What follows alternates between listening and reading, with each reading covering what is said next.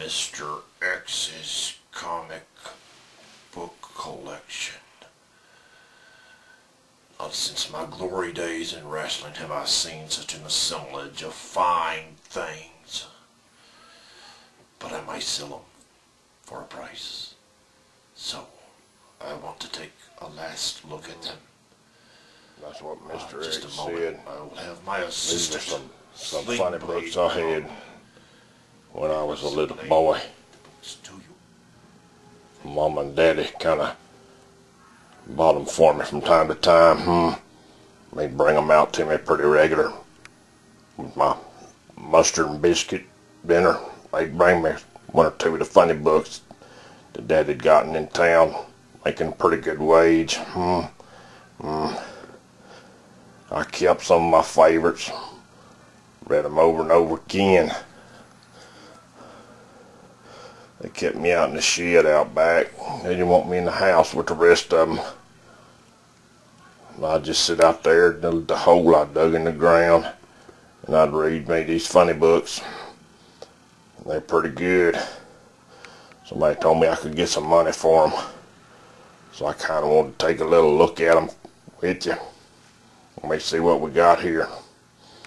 I always reckoned I didn't have no reason to sell no funny books, but times change. Things get hard. Every now and then you just got to let it go. But I like my funny books. I like the way they read. I like to look at them. These are some of my favorites. There's the Iron Man. They fixing to make a movie out of him. He's gonna be Iron Man. There's Fantastic Four. That's the first one. They made 2 movies out of them boys. They did right good. Did right good. There's the Hulk, the Incredible Hulk. He was my favorite. I tried to be like him and tear up stuff because I was strong. They made lots of movies. They made a TV show about him and a movie about him. I didn't much care for the TV show except when he got mad and beat people up and kicked some butt.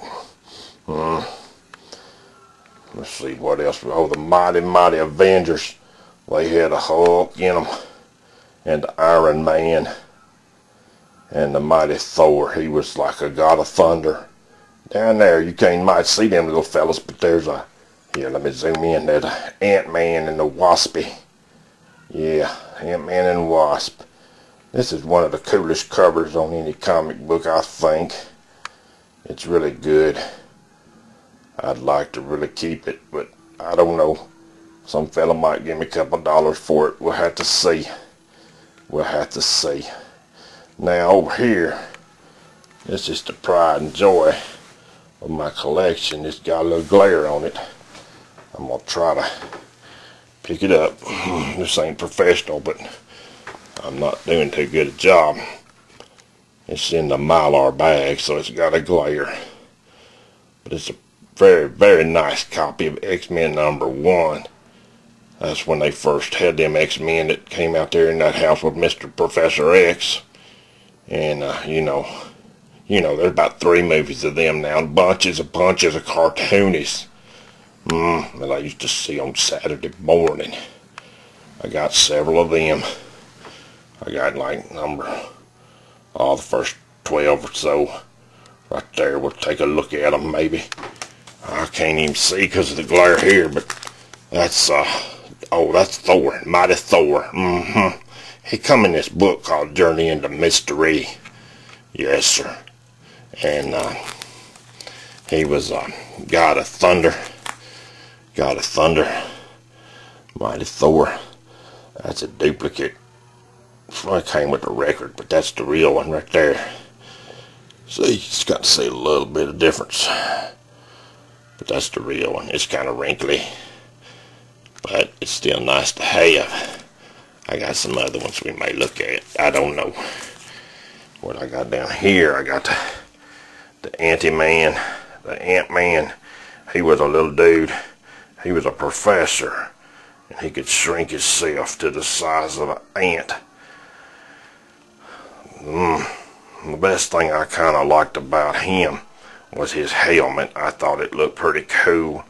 Later on, he became Giant Man, and then he Goliath and Yellow Jacket, and he had all these kind of names.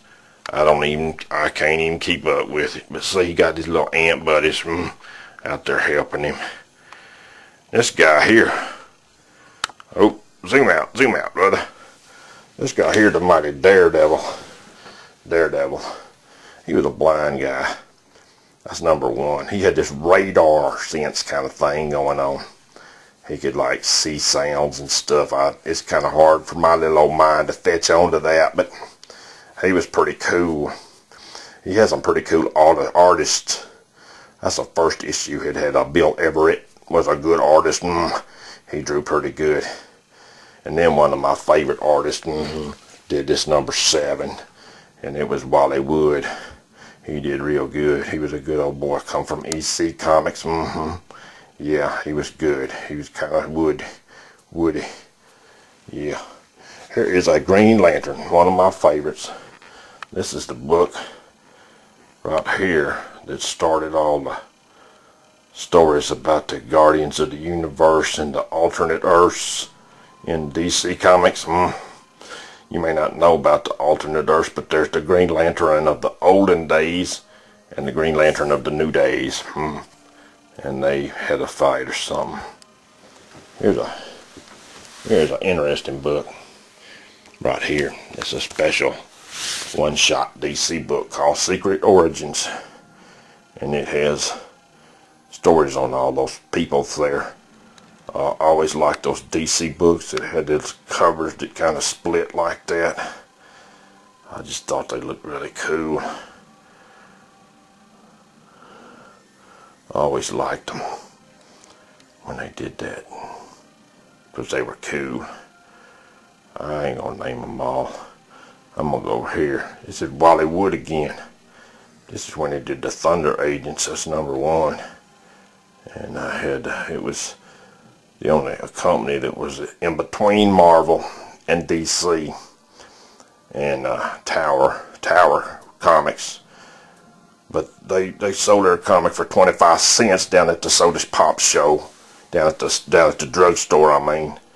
And all the other comics were 12 cents except the Giants.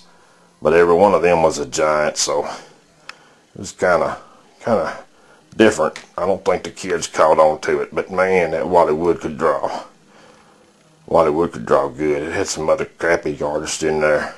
Kind of brought the magazine down. Well, look at here, over here. Over here I got a Captain America. And he's beating the Japs. Because this is a World War II, actual World War II Captain America. Bucky, that's his sidekick. And Captain America taking on the Japs.